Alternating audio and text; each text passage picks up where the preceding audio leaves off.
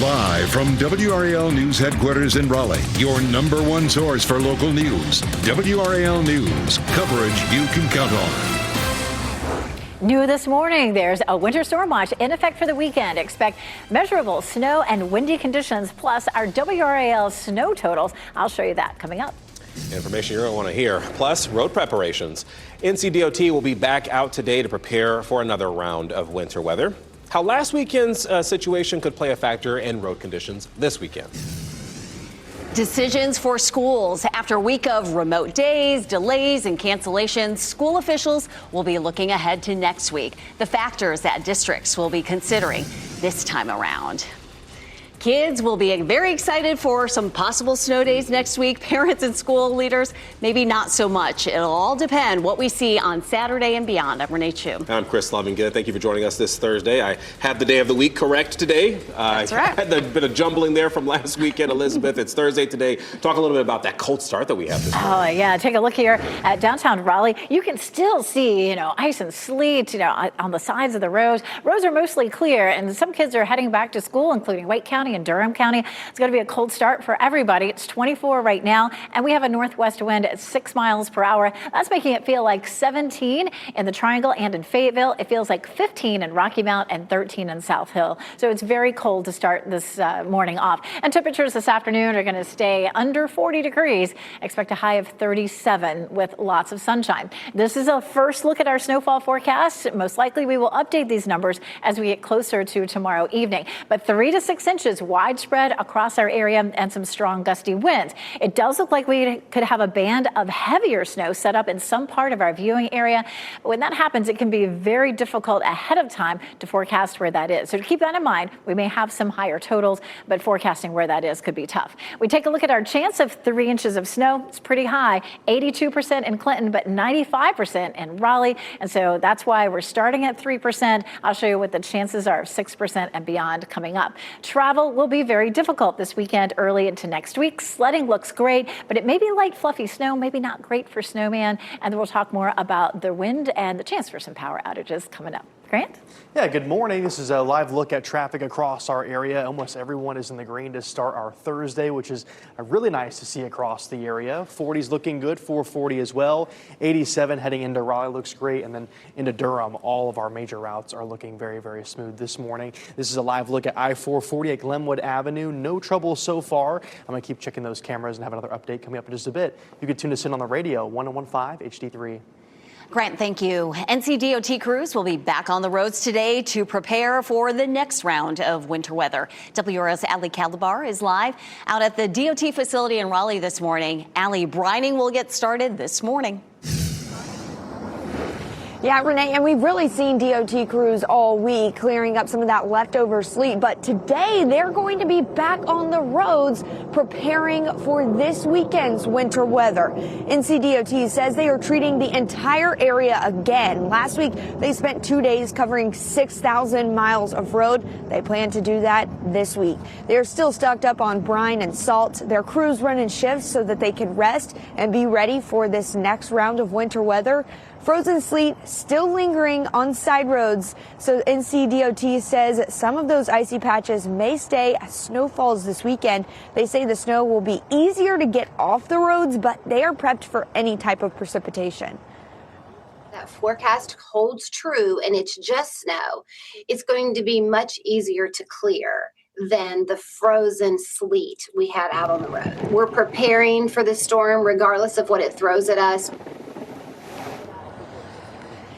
And so to prepare, they're asking people to stay off the roads, or if you do have to get out, to be safe. They say that there weren't a lot of cars on the roads, which made it easier for them to clear those roads this past weekend. They're asking the same this weekend. Reporting live in Raleigh, Allie Calabar, WRAL News. Today, we will learn more about how North Carolina is getting ready for the snow this weekend. Governor Josh Stein plans to hold a news conference this afternoon at 1 p.m. We will carry that news conference live on WRAL TV, WRAL.com, and WRAL News Plus.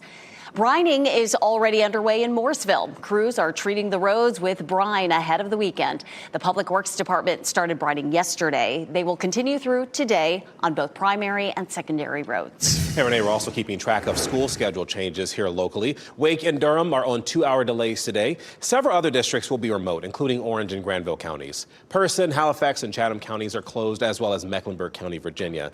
And now school districts are watching for what this next round of winter weather is going to bring. We have WRAL's Destiny Patterson right now live outside Olds Elementary School in Raleigh this morning. Destiny, as students finish out the week, parents are looking ahead to next week. Chris, I mean, we can still see some of the impacts from this past winter storm that we saw. And that's part of the reason why these school districts are on a modified school schedule for today. Now district leaders are finding themselves in another situation where they might have to make some tough decisions if this upcoming storm leaves lingering impacts as well. One parent, though, she says that she's thankful for options like remote learning. We don't have the infrastructure and the stuff to deal with a winter storm here, so we just got to roll with it. Get a couple days in if they can this week, and then deal with the next storm when it comes. I've been in contact with district leaders here in Wake County. They say that they watch closely the updates from the National Weather Service, and they also are checking out the conditions across the county as well as at each individual campus. So those are some of the factors that go into making a decision. They say that they try to make an announcement by 9 p.m. the night before. So it's a lot that goes into it behind the scenes, but it's also a waiting game for parents and families. Destiny Patterson, WRAL News, live in Wake County.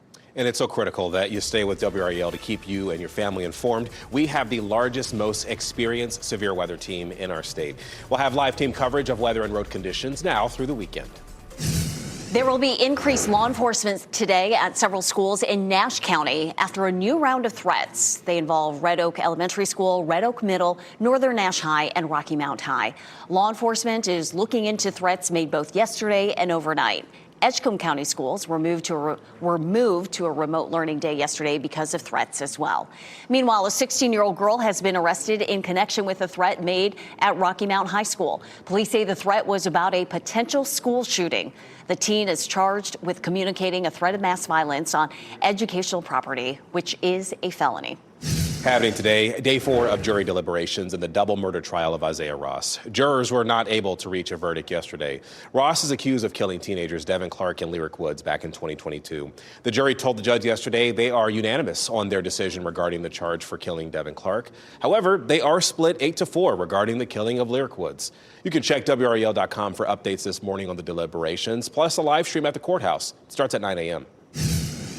A murder suspect from Robeson County is on the run this morning. Deputies say Zion Britt slipped out of the Columbus County Jail after pretending to be another inmate who is set to be released. Britt is facing first-degree murder and conspiracy charges. He was last seen Tuesday wearing a black hooded jacket, dark shoes, and a pink shirt hanging out. Authorities think he's back in Robeson County. If you see him, call 911. New this morning, the White House and Senate leaders are moving closer to a deal to avert a government shutdown. Sources say the progress is being made in negotiations ahead of tomorrow's deadline. The White House is reportedly moving closer to Democrats' demands to split Homeland Security funding from a larger funding package. This would give Democrats time to negotiate new policy measures on the deployment of ICE agents across the country. And the deal in the works would fund the other agencies in the package through the end of September. However, it would only temporarily extend DHS funding. All right, some good news in the Live Center. Even if a partial shutdown happens, that could begin as early as midnight Friday, FEMA says they should have enough money heading into this massive storm. Now, we are definitely going to see a lot of FEMA recovery if we see the nor'easter that is predicted. Former officials estimate FEMA's disaster relief fund would still hold about $7 to $8 billion. That's enough to support storm recovery. The agency is already assisting states after last weekend's storm left hundreds of thousands without power. Now, experts warn a prolonged shutdown, we always see this, would create additional problems, but hopefully we're not going to deal with that again. Keely, thank you. New developments out of Minnesota this morning. 2 Border Patrol agents involved in the deadly shooting of ICU nurse Alex Preddy have been placed on administrative leave. That's according to a spokesperson for Homeland Security. The department is also distancing itself from its initial assessment of the shooting. Shortly after the shooting, Homeland Security said that Preddy wanted to, quote, massacre law enforcement. Now the department says that statement was based on reports from a very chaotic scene. The shooting is under investigation. We are also learning about a previous altercation between Preddy and federal agents just 11 days before he was killed. This is video from January 13th. Preddy can be seen kicking that federal vehicle's taillight in a crosswalk. Agents then tackled him to the ground. It's unclear what happened before and after the video was recorded. Preddy's family has confirmed that it was Preddy in the video. Homeland Security says it's reviewing the footage. People here locally are responding to this most recent shooting in Minneapolis. More than 100 people gathered last night outside the Durham VA to honor Alex Preddy. The vigil was put on by the North Carolina chapter of National Nurses United. And one nurse we spoke with, they say they were horrified by the shooting. It is horrifying, and I'm about ready to cry because I just think it's just the most awful thing. We don't go out and help people and expect to be executed for it. More vigils are expected in the coming days to honor Preddy and Renee Good. She's the woman shot and killed by an ICE agent earlier this month. Winter weather road safety. The warning from law enforcement ahead of this next storm after a close call in Franklin County. Plus, changing trends. How our next winter storm could affect the drought conditions we've been facing in recent months. And of course, we told you we would have some snowfall totals for you. I have the map that we've put together here at WRAL. I'll explain it coming up. And here's a look at your winning Powerball numbers: 21, 35, 40, 46, and 68. The Powerball is 11. As you get into your car, tune to WRAL News Plus on your radio. In Raleigh on 99.3 FM. In Durham, 96.5 FM. And everywhere on 101.5 HD3.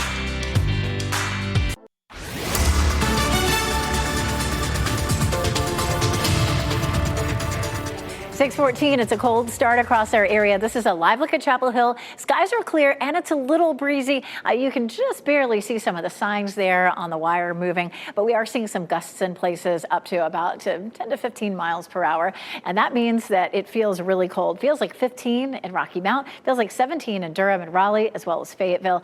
And again, just heading out the door, you want to make sure you're bundled up. You know, maybe the dog needs a sweater today too. Our temperatures will be back to around 25 at 9 a.m., 28 at 10 a.m. And that's the time some kids are heading back to school. They'll need their winter coats coming home as well, with temperatures in the upper 30s. Coming up, we have a new winter storm watch and, of course, our first look snowfall total map. I'll show you. Coming up, Grant. Yeah, checking on traffic again this morning. I want to show you the drive times across our area. As I mentioned a little bit ago, we really haven't seen any major issues in the roadways. One accident. We'll check on that here. We'll talk more about that here in just a little bit. But drive times so far are looking great from Knightdale along 87. We're not seeing any delays there heading southbound. From Wake Forest heading south on Highway 1, only a 1-minute delay, so no big concerns there. And from Durham, or heading into Durham through this morning, all is looking great so far, not seeing any delays. Tune us in on the radio, 101.5 HD3. We appreciate that, Grant. Thank you. A warning from law enforcement ahead of more winter weather this weekend. This comes after a Franklin County woman says her windshield was smashed from ice that flew off another car. Earlier this week, Kate Wall was driving with her 2 kids in the car when flying ice did this to her car. Now, in some northern states, there are laws that require drivers to remove snow and ice off cars before driving. North Carolina does not have a law like that. Despite this, Nash County Sheriff Keith Stone says clearing off your car is not only courteous, but keeps you and other drivers safe as well. Make sure it is very de-iced before you get on the road. And when I'm talking about de-iced, I'm talking about the ice that's on the hood, the roof of the car, on the trunk of the car, because as you start going down the road, that stuff can blow off. Please, for everyone's safety, don't skip that step. The best way to keep your car clear is to invest in ice scrapers and brushes for your vehicle. Well, Astronomy Days at the North Carolina Museum of Natural Sciences is being postponed because of, you guessed it, the winter weather. The event was supposed to be held last weekend, but was rescheduled for this weekend. And now it's going to be held on February 7th and 8th. That family-friendly event includes opportunities to meet scientists, hands-on activities, and more. And this year's theme is Passport to the Moon. This weekend's winter weather has the potential to stop the season from being one of the driest on record. So this is the 6th driest winter since 1944. That could all change depending on how much snow we get. If we get 5 inches of snow, that would put us in average winter precipitation for the season. Now, how about the cold? Turns out this is the 37th coldest winter since 1944. WRAL's Ashley Rowe talked with meteorologist Amy Wilmoth about why we've been feeling that cold weather. This has shifted just a little bit. So we've been on the cold side, storm tracks have been more in our area, and that kind of helps to explain why it has been a little bit different this season. And this storm that we will see on Saturday, this is shaping up to be a significant snowmaker, Elizabeth. It is. It's going to be really different than what we saw last weekend where, it was some sleet and a little snow mixed in and then a lot of freezing rain. We're not as likely to have any sort of mixed precipitation. We're looking at the chance for some heavy snow. Our forecast is 3 to 6 inches, but there could be some bands that set up that are a little higher than that. This is a look at the winter storm watch, which goes into effect over the weekend, but the Weather Service just issued early this morning. Our next weather maker will actually form down here over the southeast. Now, as we looked at last weekend, we were able to watch that low develop, and the models were able to sample it for at least a little while before it affected us. And in this case, it's likely to just start to form overnight tomorrow night. So it'll be a little bit more difficult to sample this one, and the forecast may be a little bit trickier. But we're definitely looking at some significant snowfall, most likely snow. Now's the time to go ahead and prep to be at home. And as DOT's been saying all morning, that snow can be easier to plow off the roads, but you're still probably going to be inside for the weekend at minimum. This is a look at Futurecast. We'll walk through the arrival of this snow. This is lunchtime on Friday. This is 3 o'clock, but by 6 o'clock, our northern counties could already begin to see some snow. By midnight, it's starting to stretch across the viewing area, and it's pretty widespread by around 3 to 6 a.m.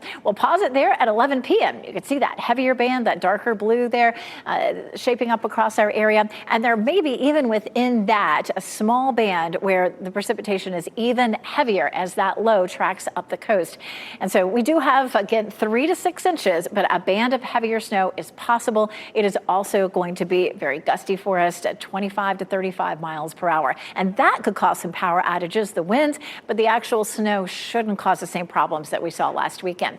Our probability of 3 inches of snow is about 95% here in the Triangle, a little lower in some other areas. And then we take a look at the chance of 6 inches, and it's anywhere from about 30 to 60% chance. So that's one of the reasons we're going with 3 to 6 inches, with the caveat that we'll likely have some higher totals. Now, a couple of things could go wrong with that forecast. If the low is a little bit farther offshore, we could see fewer, the snow totals could be a little less. And if it tracks a little farther inland, then some of the eastern counties could see maybe a little bit more of a mix. Most of us are still likely to see snow. The cold temperatures have caused a lot of trouble. We have a lot of ice that formed on the Hudson River. Take a look at this. This is a look at some of the ferries here in New York City, and a lot of people use those to get back and forth across the river, and they've had trouble getting through that ice. So we're going to have the potential for some road trouble here as well.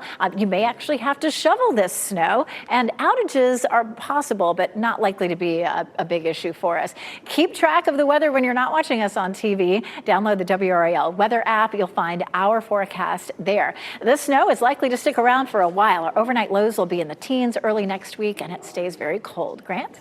Yeah, watching I-40 at Airport Boulevard this morning, not seeing any delays. Again, our major routes have looked great so far, so you shouldn't see any big concerns out there. I'm watching a couple of accidents. One of is, I think, is an earlier crash that happened. It's an investigation happening at Lake Boone Trail westbound. That's going to be at Blue Ridge Road. There are no delays there, but watching that area closely. If we see some more delays over the next 10 to 15 minutes, I'll update you on that.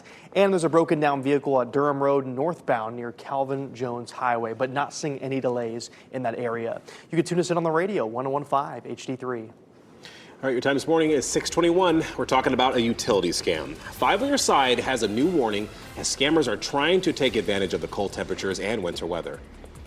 Marching on, Buddhist monks are getting closer to their destination on their walk for peace, where they are today as they make their way to our nation's capital. Just a reminder, if you ever see some breaking news, maybe you have a story tip or a video or pictures of severe weather where you are, as long as you can do so safely, report it to us at WRAL.com/report it.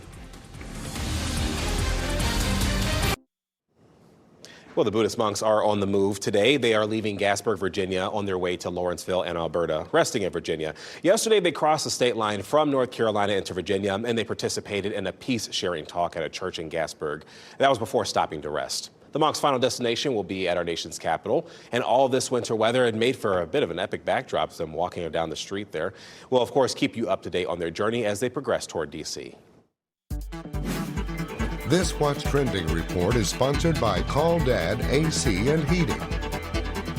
Well, the return of Bridgerton and Ted Lasso is headed back to the States. Let's take a look now at what's trending. First, a big day for Bridgerton fans. Season 4 premieres today on Netflix. The new season is expected to focus on a romance for the second eldest son, the Benedict Bridgerton, and a maid named Sophie, played by a Korean-Australian actress, and it hints at a Cinderella-style romance. You hate that show.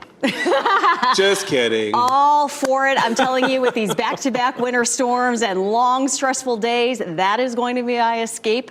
Perfect. Perfect way to unwind during the weather. Well, we are getting our first look at season 4 of Ted Lasso. Ted will be returning to Richmond to coach a women's football team in the new season. The popular Apple TV show returns this summer. You may recall there, star Jason Sudeikis will be returning, though for a while I think there was some skepticism. People didn't know if he was going to come back because other people were confirmed for the show, but now we know that yes, he will be returning. Yeah, and all the OGs will be there. So Rebecca, Roy, Keely, Coach Brent, they'll all whole gang. So it'll be another new season of that feel-good drama.